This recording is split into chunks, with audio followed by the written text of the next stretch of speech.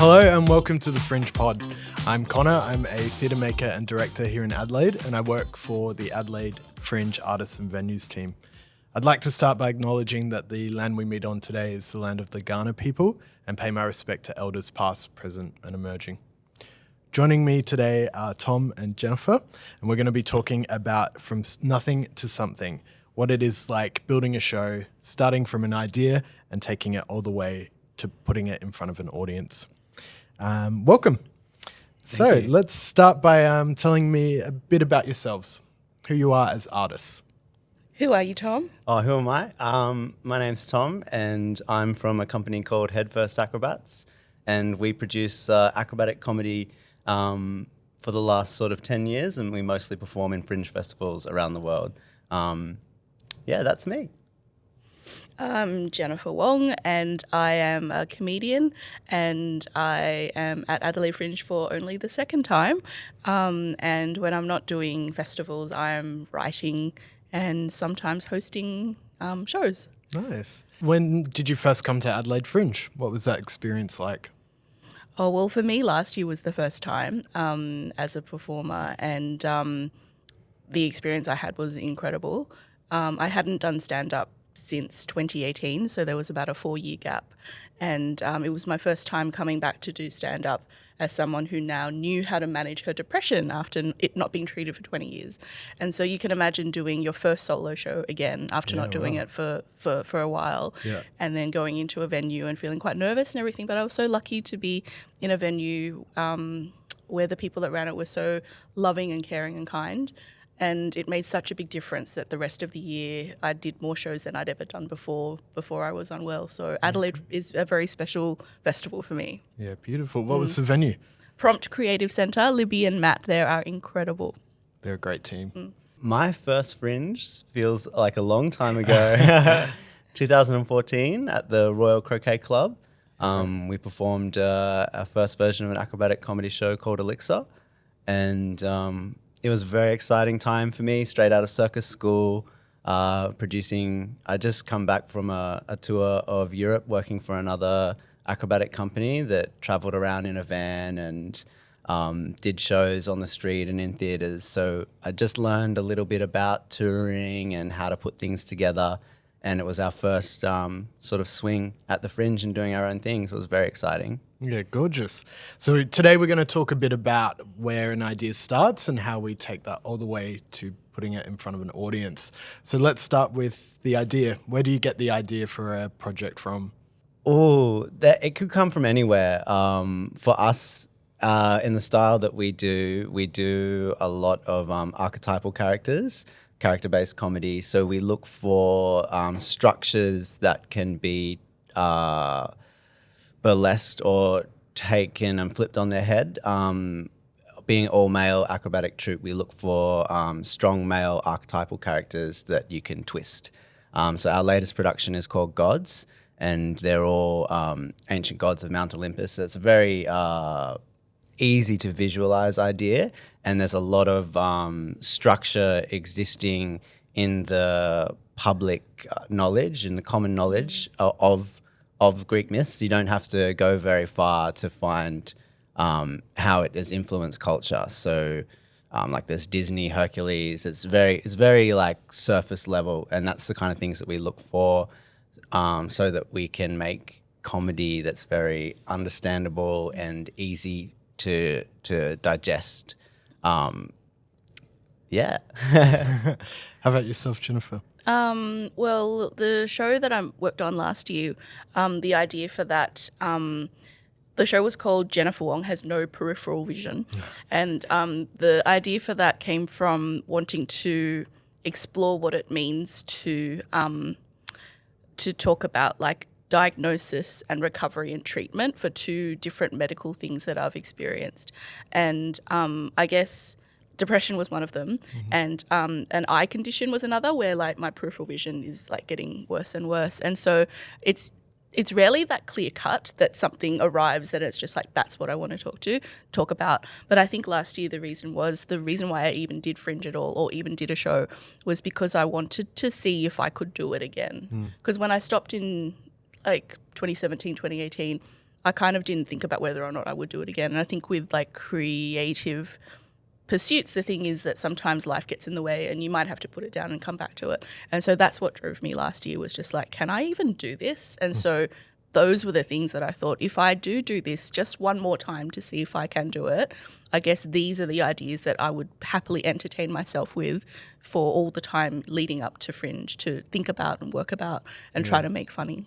I think I have a similar experience with my own practice. Like, inspiration doesn't always just appear. You find yourself kind of circling different ideas and thoughts, and eventually that kind of snowballs into a project of such. Yeah, for sure. And then when you've got that idea, what do those next few steps look like, getting it up into perhaps the development world? For us, it's casting. So we try to think about being a circus. We try to think about what acts are exciting and what acts could fit the world that we're doing, or if we're stuck on an act that we really want, how can we shoehorn it in? Narrative circus is not extremely popular and hasn't been in vogue for quite a while now. Like the biggest Australian companies, at least, that perform circus do so they leave a lot of the story up to the audience to make up their own mind as to what is happening. So being a narrative circus company, we really try to focus on the how and the why that things are happening in the world. So that's where we start with, is casting and what are we going to do physically when we're there, because that's what people are coming to see. They're coming to see you do, crazy tricks on different things. Yeah. Oh, definitely the same for me as a stand-up. Lots of crazy tricks. Backflips, all of the. Oh yeah, for sure. The aim is to get back in the same spot as you started, so that you're facing the mic the right way. Right. That's crucial for a stand-up. Yeah. Yeah. And how about you? Do you test out your material, or do you go in blind? What do you do? Very, just peripherally. Yeah, peripherally. Because I can't see anything at this point. Pretty much. Definitely testing out the material is really important for a stand-up, like doing whether it's open mics or trial shows or things like that.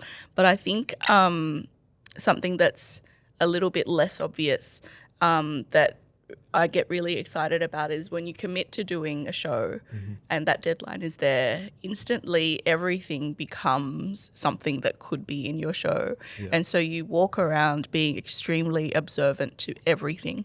So that is a huge part of the development for me. So it's like if I'm chatting with someone and they laugh, I will write that down. I won't write it down in front of them, but I'll make a note. It's like, why did that laugh happen? And is that something that could be in my show in the same way or in another way? Like I might be listening to music, and phrasing for me is something that I really like to pay attention to. So, is there something pleasing about the way that was phrased that could be in the show? Like, beginnings and endings and middles are always important to show. How did that movie begin? Why was that ending compelling? So that for me is a joyful part of the creating and developing, is to just be so soaking up everything to be like potential. Yeah. I think when I'm developing work, the best mindset to be in is a mindset that is curious and asking those questions, and why did that work? Why didn't that? Is that something that resonates with you? For sure. Yeah, absolutely. For sure. Yeah. It's actually a really joyful way to live. And unfortunately, when you are being a creative person who also has to look after the career component of your practice, like you can't always be in that mode, because sometimes you're just scanning receipts to put in your app so that you can claim it as an expense, and that doesn't require that level of attentive mindfulness. Although it can, I'm sure. But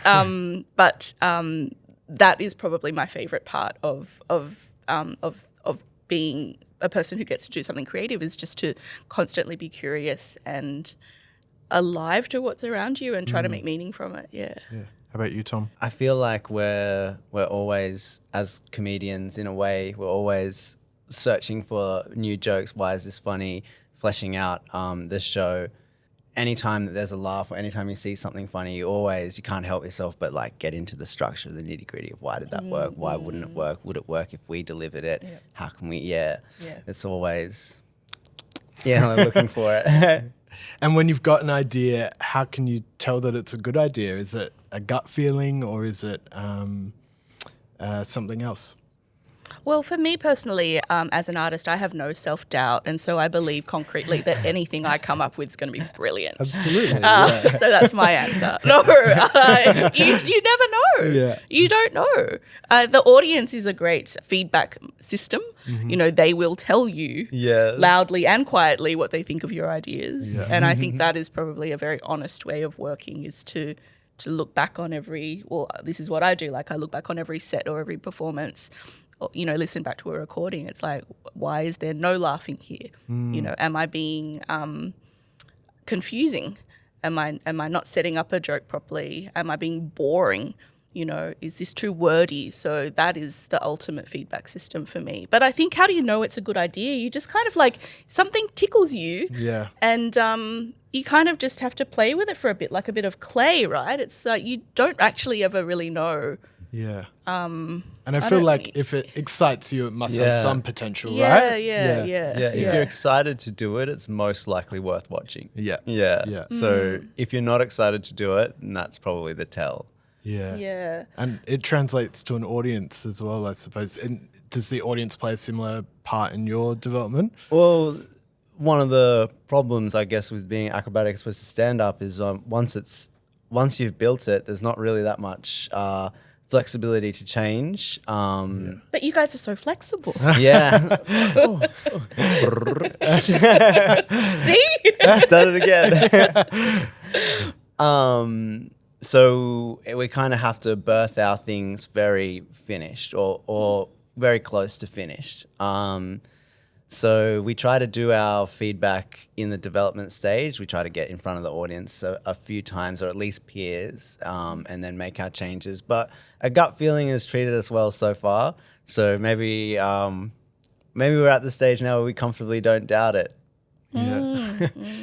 Do you have any exercises or strategies you go about when trying to develop an idea? Like for me, journaling or kind of seeking out inspiration from other artists always kind of helps fuel an idea that I have. Is there anything that methods that you go to? I think for me, talking to people about what I might have in mind and seeing what their response is. You know, I used to work in radio for a little bit, and I think I always apply like a show title or a show concept. Like, is this something that I could go on radio and have the name be read out or have the show be described in a way that would make a listener kind of go, oh, why? I would like to know more about that, you know? So like being able to communicate a concept in a way that might interest someone else is probably kind of something that I think about. I've actually forgotten what your question was at this point. I'm sorry. Okay. It was about like methods or strategies you use when creating a show. So how do you develop the material? Oh, how do you develop the material? I open a Google Doc and then I just start writing and writing and writing. Yeah. And then every day I go back and then I write some more. Yeah. On the things that I have written previously. And the best thing I ever learned, and something I love, is a comic in Sydney called Tommy Dean, who's from the States. Very early on, when I first met him, like almost 20 years ago, he said a lot of comics, they do this thing where, like, imagine you're going down a supermarket aisle and they just want to go through the entire supermarket. He goes, why don't you spend a little bit of time in just the one aisle, like, and explore that aisle? Yeah. Just give that some time before you go through the rest of the supermarket. So I'm always thinking, have I gotten the absolute most that I can get out of this thought or premise? Yeah. As opposed to trying to cover a lot of things. And I think it forces you to kind of go a little bit deeper, because my natural inclination is just to scattergun and do lots of different things. Yeah. I love that. How about you, Tom? I think I'm quite similar in that our creative work is often quite chaotic in its inherent nature. So for us, first thing we try and do is make scenes or skits and then storyboard it. So if we've made some stronger scenes that we definitely want to keep, we try to then shuffle things around until a narrative that we're satisfied with can start to form. And we just, before we get started, we just list as many common ideas about a concept as we can and start to like, circle our favorites and shuffle them around until, and that can take the longest part. You can have all these scenes. Like for our latest show, I think we've got a whole 2 other shows of just material that didn't make it. So we could have Gods B and C just out of scenes that almost made it into the show. So yeah, it's just create as much as you can and filter. Yeah. I think learning that distinction was a huge turning point for me.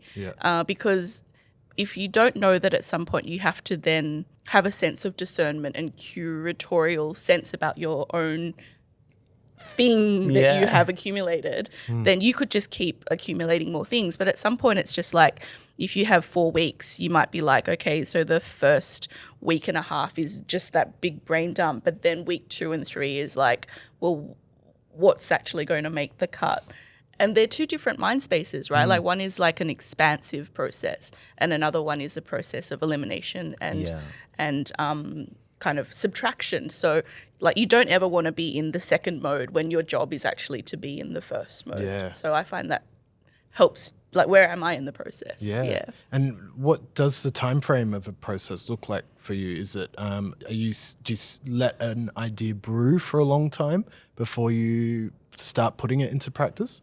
Do you, Tom? Well, I think so. We've had the idea for Gods for years before we did it. I had the idea for Gods before we made our last show, Railed, which is a cowboy themed show. We ended up just picking Railed at the time. Sometimes these decisions come down to, because at the end of the day, you've got to pay your employees. Sometimes the decision comes down to marketing. And when we made Railed, cowboys were in. They were really in, and it just seemed like the funnest thing to do, to make a spaghetti western circus cowboy themed show. But the whole time in my mind, I was like, Greek gods, that's going to rip. One day we're going to do that. Like, not too soon? Not too soon. How long? 6,000 years or something? Maybe next Fringe. I know nothing about it. I only know Disney Hercules. And then, so the idea, like letting an idea brew for a while is good. But the thing that for us really stood out when we made Gods is we did a 3-month development. And I won't go back to doing a short development unless, something happens and we just can't happen. We have to make it in 4 weeks, 6 weeks.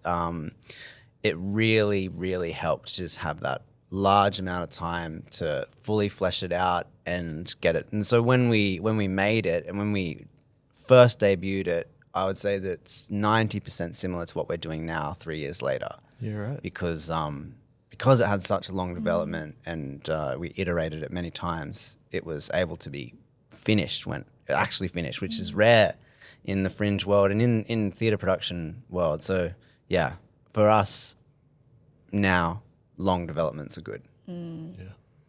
How about you, Jennifer? I think time is such a luxury when you're making things right. Like there's the money component. There's also sometimes the logistical component that's completely out of your control, which is the seasonality of all the different Fringe and arts and comedy festivals, right? So like having come back to do it for the 2nd year now, like before there was probably a 5, 6, 7 year period where I was doing festivals regularly. And when you're in that mode, you're kind of like, well, at this point in the year, you have to get your application in. So you're writing this fictional blurb about what your show is going to be, having not written your show. Yeah. It's if you ever want to see an example of vague language, pick up any comedy festival program for vague language. And then that starts, right? And then you've got that first festival that you write for. So I'm not sure if I've ever done anything that's had a 3-month development. Yeah. I've probably had 3 months between applying and actually like doing that first night, but I wouldn't be like in like just developing that one show in that 3 months, because this is not what I do full time. You know, there's like the freelance work, the day job work, all of that kind of stuff. So,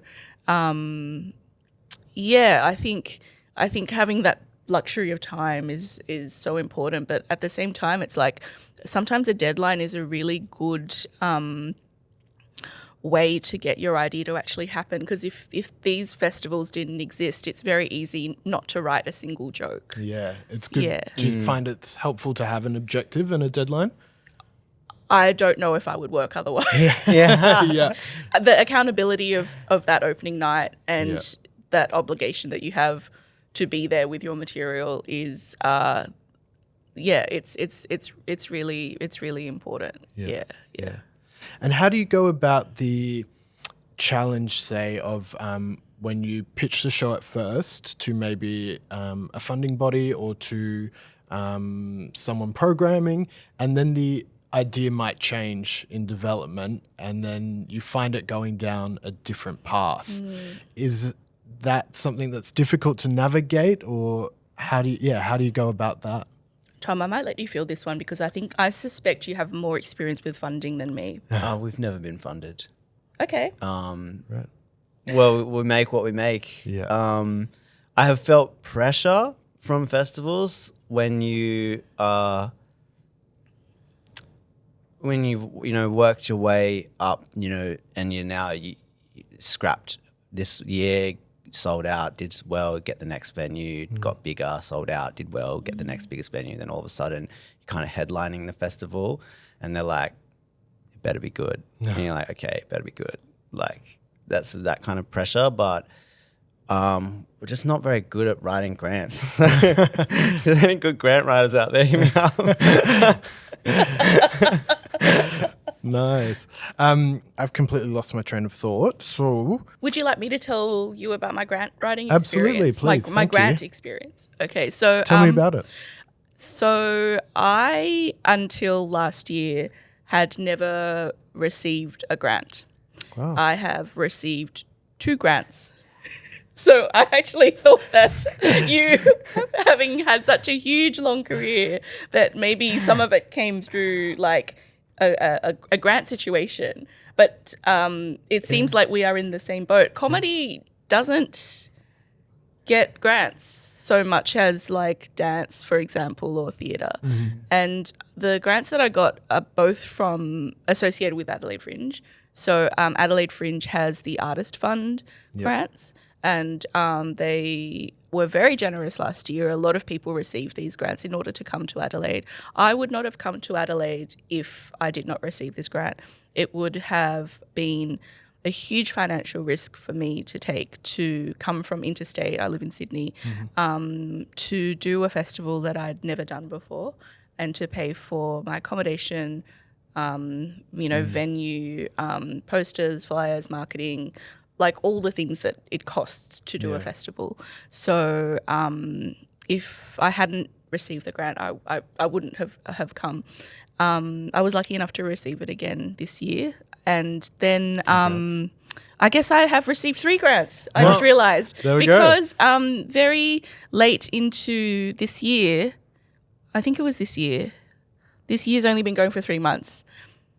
At some point during the year. We lose all sense of time What in is the festival. The South Australian Mental Health Commissioner kindly said that they would put money towards shows that had a mental health theme. And so I applied for that and was lucky to receive some money for that as well. That's awesome. That helped with things like doing like printing and flyers and stuff like that, and per diems, which I never would have thought to give myself, things like that. And so that was incredible. Like, I've never had this experience before. Everything that I do has always been pay to play with all the festivals, right? Yeah. So your question about like whether or not I've ever had to adjust my work in order to satisfy the requirements of a funding body or a festival, I think the thing is that because no one's paying, I can do what I like, because no one is telling me otherwise what to do except the audience who does or does not buy a ticket to my show. That is how I ultimately find out what the feedback is. Yeah. I do want to say, though, that whilst our shows never got a grant, we got a grant this year from the Fringe for lighting from Novatech. We're running the festival hub Fool's Paradise in Victoria Square, and that made a huge difference. And now we have a beautiful light tunnel on site. So whilst the shows, we've never got any creative grants, we did get an infrastructure grant this year, and that made an enormous difference. So maybe that's the direction that we'll go with funding now, because our company is kind of changing. So thank you, Adelaide Fringe and Novatech, for that awesome light tunnel. It's so good.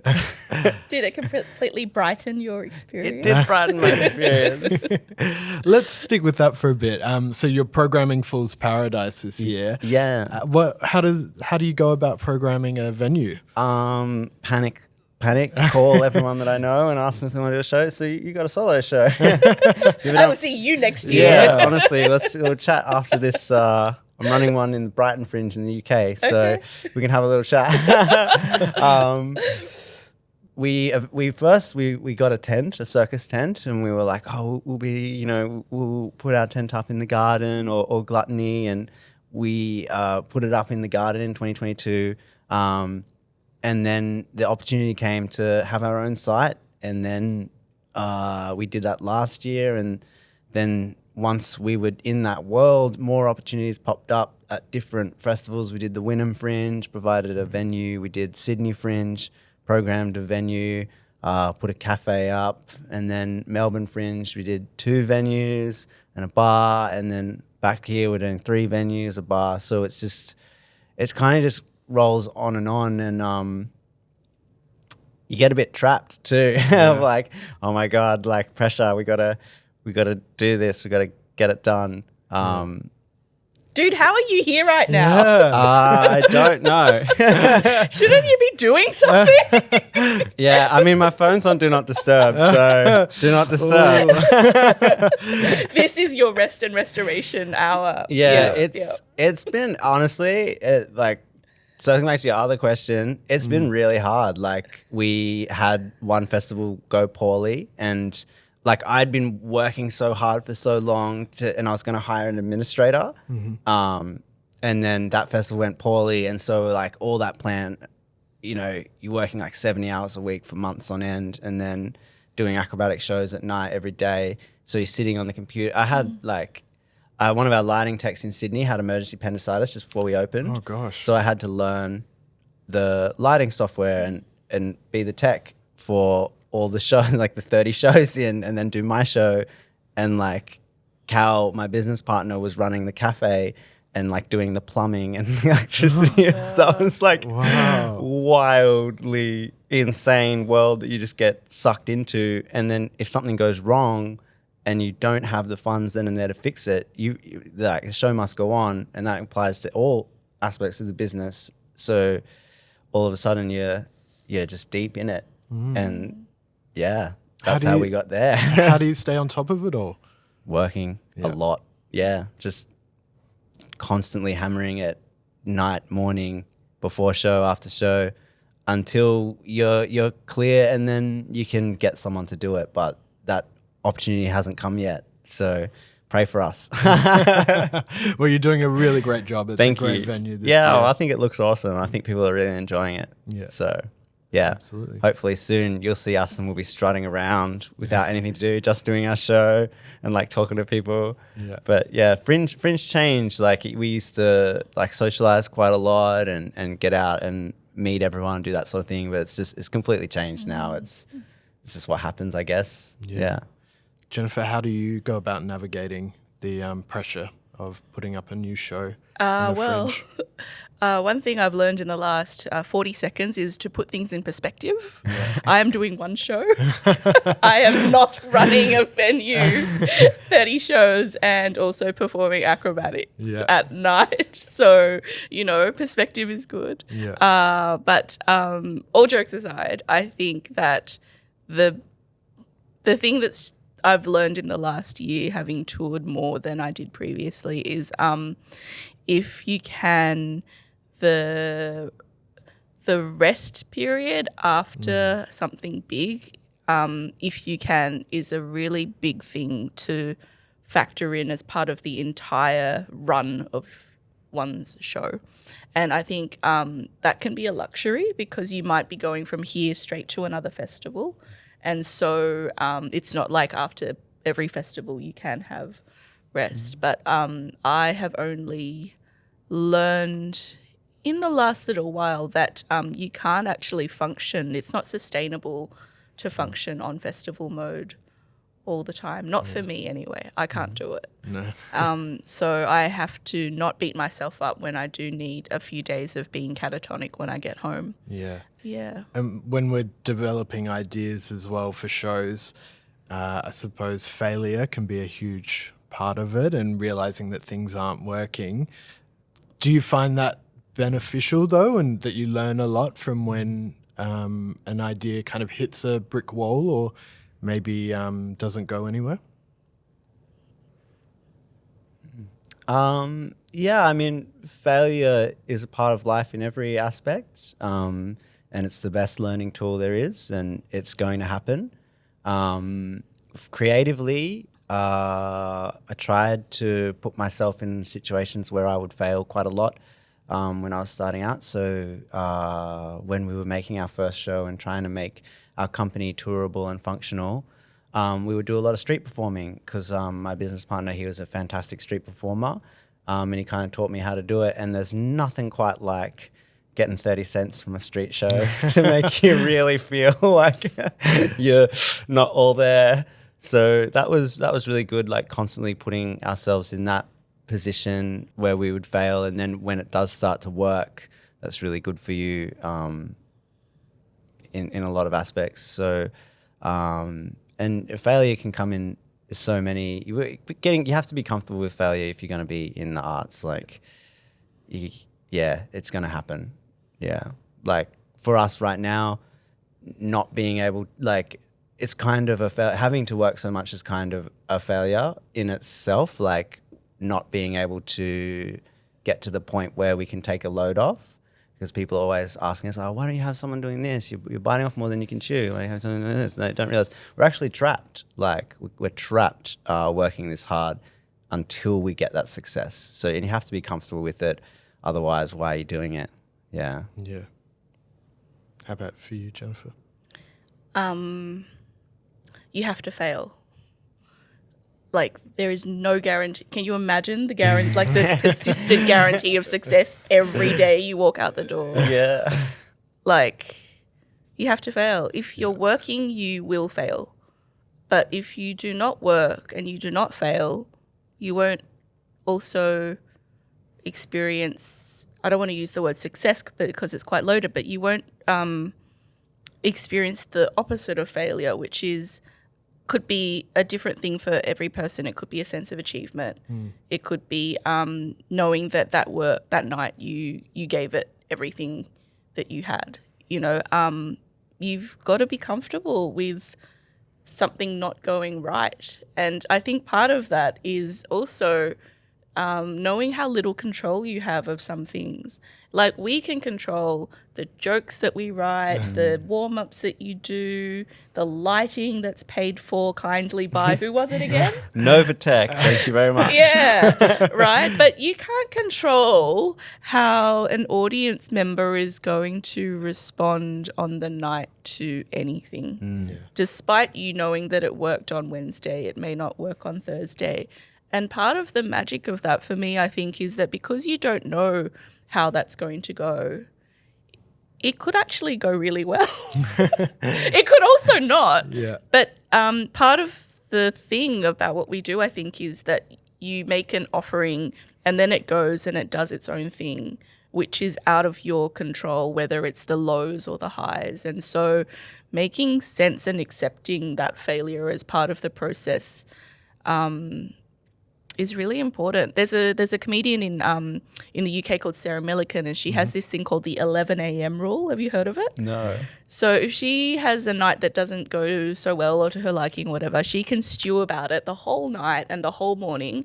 But you get to 11 a.m. and you've got to stop Yeah. Oh, I like that. I love that. because there's another show on that night. Yeah. So I think if you're committed to the long run, the failures are just things that happen along the way. I remember when I first started doing open mic, it was just like your first couple of open mics might suck.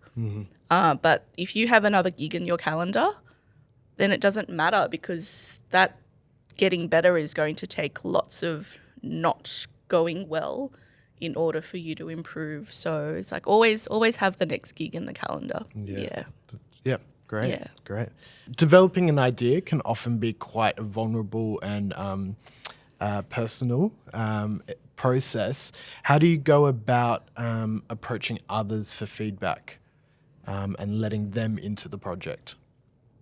I can answer this one first if you like. Please. So for me, I have to say that I'm not someone who needs to sit down with someone to write. Like I very much prefer to be just doing my own thing.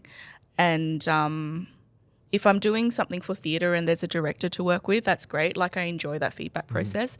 But I think for stand-up, it's ultimately the audience is going to be the biggest provider of feedback. And I think, so to answer your question about like how do you do the thing about being vulnerable and all of that kind of stuff, like it's a very internal decision making for me that has come with time and being able to know what it actually is that I want to or have to say, which is something that I didn't have when I first started. I think knowing yourself, what you're comfortable with sharing and why you want to share it is the biggest part of that. And then the rest of it is up to other people to interpret. I actually don't feel like I've answered your question. That's fine. I actually don't feel like I've answered your question. I'm interested. Do you find with stand-up comedy that there's traditionally less directors, or is that like an individual thing where you would use a director at a different time, or what's your decision with direction? When do you decide to bring one on or use other forms of input? I feel like I am a baby at stand-up. Like I feel like I'm still figuring out, what I want to say, how I want to say it. And it's not like people who are very, very experienced who are fine-tuning a show that they're going to be recording at like Madison Square Garden or whatever. Maybe at that point you're like, yeah, you do want to have someone tell you that you do something weird with your hands. Actually, maybe you want someone to tell you that at any point, but like not to say that's all that a director does. But I think for me at the moment, a luxury and a privilege that I see in my mind is how wonderful to do a form of something creative where I can actually work with an audience to figure out what it is that I want to say and how to say it. So yeah, that's why I don't have a director, although I feel very silly saying I don't have one as opposed to be like, I don't want any feedback. That's not the case. It's just, I feel like it's okay at the moment to gently figure out what I'm doing. I think it's okay at any time to be like, no, my idea.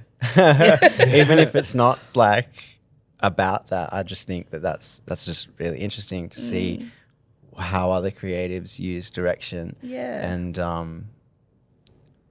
it's just a tool, right? It's just any other tool. A director is just another fantastic tool that you can choose to employ or not. Yeah, and if direction is feedback, like I'm all about feedback. Yeah.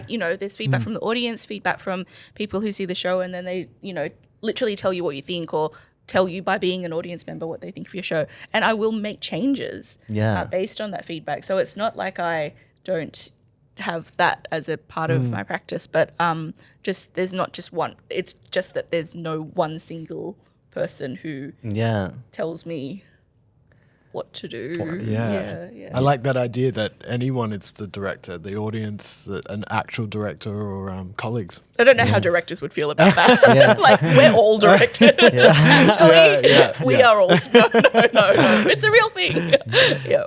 So we've developed an idea now. We've put it up in front of an audience. Sometimes you're doing really long runs or seasons of a show. How do you keep it alive and fresh and exciting? I think you have to have a baseline level of passion for what it is that you're doing.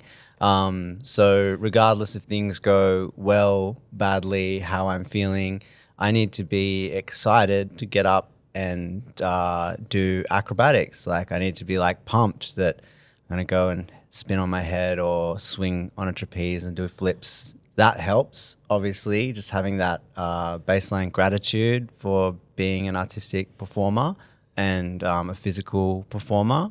And being lucky that we do comedy as well. So we're always able to fine tune and find new jokes and explore new areas. And we have a lot of freedom within our company and our group to foster that in each other. So let's talk a bit about your experience with Adelaide Fringe. What makes you want to come back? It's the first, it's the second Fringe Festival I ever did. And it's the first place I ever toured to.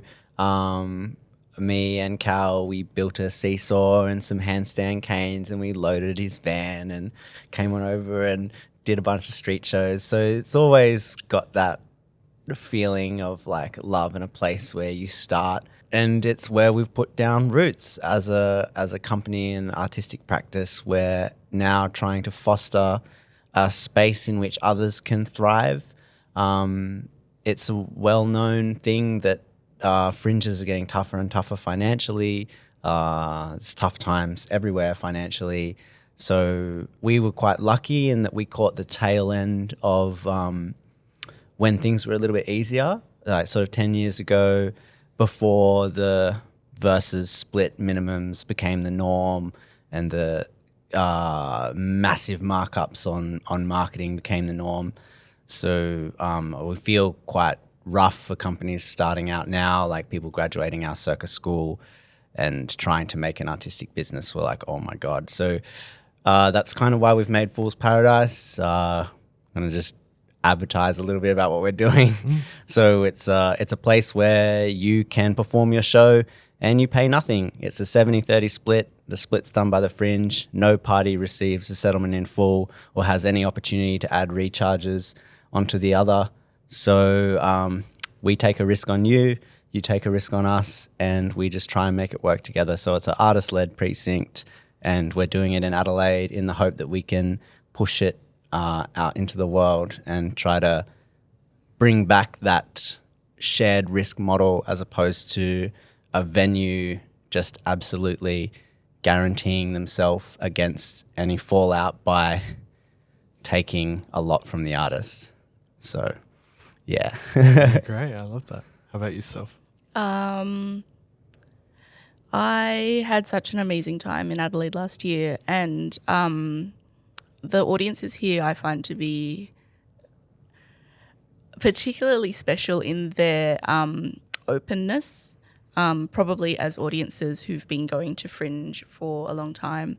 You know, I would meet people who'd come to the show last year who come from the Blue Mountains in New South Wales every year because Fringe is so accessible and affordable. The number of shows that they can see at Fringe in 4 weeks, basically, actually the couple was really funny. They come to Fringe and see every show that they can for 4 weeks. Wow. And then they don't see anything for the rest of the year in the Blue Mountains or in Sydney. So they just kind of come here for that. But for me, it's I have to say that the support of the festival has been incredible. It's, you know, when you're independently produced and hustling on lots of other different little jobs in order to make a living or whatever, like when a festival says, actually, we believe in your idea and we will give you some money to come and try out your idea. It's just like, well, thank you very much. I will come and try out my idea. And also my venue, like, you know, the people that we work with are so important, right? Like time is the biggest thing, you know, time to develop stuff, time to work and whatever. I think when a venue like the one that I'm at, Prompt, when the people who work there, Libby and Matt, who are themselves producers and performers, when they can take that time that they are have so little of and to extend the care that they have to their performers, like there was no doubt that I would come back and want to experience that. It literally fuels me for the rest of the year when I'm going to do other festivals, to be able to, in a moment of vulnerability, to start a new show, to be around people who really prioritize like caring for one another, which is just, there's the money part of it is like no one's. Maybe actually there are probably people who are making lots of money at festivals and fringes. I am not one of those people, and I really appreciate being able to see the audience face to face in an environment where the people who are running the venue are just so believing in the meaning of what we try to do every night. Yeah. Great. It's lovely to hear about your experiences. And thank you so much for joining us today. Thank you. And you can follow us on all of our socials to hear more.